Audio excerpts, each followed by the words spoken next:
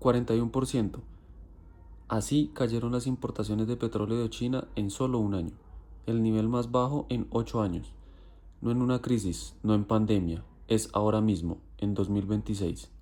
Y la razón oficial, que está en todas las noticias, no explica ni la mitad de lo que está pasando. Hay tres explicaciones que se repiten en las noticias. Uno, el petróleo estaba muy caro, así que compraron menos. 2, China tiene tanques gigantes de reserva y ya no necesita comprar tanto. 3, la más alarmante. China está entrando en una recesión y por eso consume menos. Vamos a revisar cada una con datos reales y hay una cuarta pieza que nadie está contando. Primero, contexto. Antes de la pandemia, en 2019, China consumía cerca de 7.9 millones de barriles de combustible al día, gasolina, diésel, combustible de avión. Cuando la economía reabrió en 2021, ese consumo subió a un pico de 8.3 millones, pero en 2024 bajó a 8.1 millones, prácticamente el mismo nivel que antes de la pandemia. Es decir, el consumo de combustible en China lleva años sin crecer. Pero ojo, esto es solo combustible para moverse.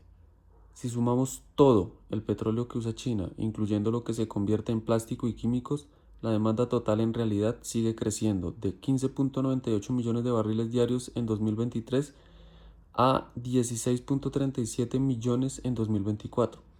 La demanda para plásticos y petroquímicos explica casi el 80% de ese crecimiento.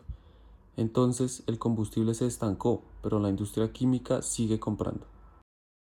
Ahora sí, el sospechoso número uno, el precio. A principios de 2026, el conflicto en el estrecho de Hormuz, ese que ya vimos en otro video, disparó el petróleo Brent hasta $126 por barril. Las refinerías chinas, para no quedarse atrapadas comprando caro, simplemente frenaron sus compras. No es que no pudieran pagar, es que no quisieron acumular petróleo caro en un momento tan incierto. Pero aquí está el problema con esa explicación. El precio ya bajó y las importaciones no se recuperaron. Si compraban menos porque estaba caro, ¿por qué no volvieron a comprar cuando bajó el precio? Algo no cuadra. Sigamos. Sospechoso número 2. Las reservas. Y aquí hay algo real y poco conocido. China tiene, según estimaciones, 1.400 millones de barriles guardados. Eso alcanza para 121 días de importaciones, más de lo que recomienda la Agencia Internacional de Energía. Y en mayo de 2026, varios de esos tanques estaban tan llenos que literalmente no cabían más barcos descargando petróleo. Y aquí está la pieza que casi nadie menciona. No fue solo que China no quiso comprar más. En parte no pudo. Durante el conflicto de Hormuz, las importaciones de petróleo iraquí y cubatí a China cayeron a cero en mayo de 2026. No es una elección, es que el barco simplemente no llegó. Sospechoso número 3, el más serio. ¿Está China en recesión? Los números preocupan. El crecimiento económico del segundo trimestre de 2026 fue de solo 4.3%, el más bajo en 3 años y medio. Y China lleva ya 10 trimestres seguidos con precios que bajan en vez de subir, algo llamado deflación, la racha más larga desde que China abrió su economía hace décadas. La señal más dura viene del sector inmobiliario. Las ventas de vivienda están 65% por debajo de su punto máximo en 2020 y el desempleo entre jóvenes llegó a 16.3%. Para una economía que durante 20 años se construyó literalmente sobre el ladrillo y el cemento, esto es un golpe serio. Pero antes de declarar una recesión, un dato le baja el tono a esta historia.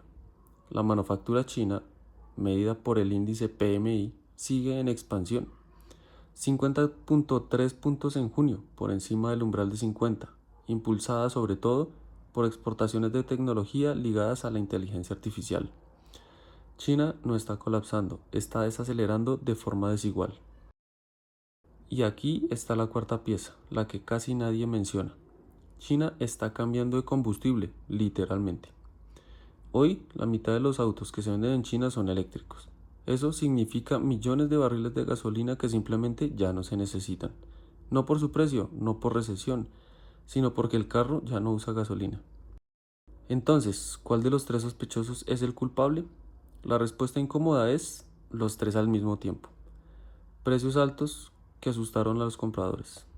tanques tan llenos que no cabía más, una economía real que se desacelera aunque no colapsa, y una pieza extra, un choque de oferta que literalmente cerró el grifo desde Medio Oriente, más un cambio estructural hacia los autos eléctricos que nadie va a revertir. Lo que hay que vigilar ahora, si las importaciones chinas siguen bajas incluso después de que el estrecho Hormuz se normalice del todo, eso ya no se puede explicar por precio ni por barcos bloqueados. Sería la señal más clara de que la desaceleración china es más profunda de lo que el gobierno admite. Ese es el próximo número que hay que mirar.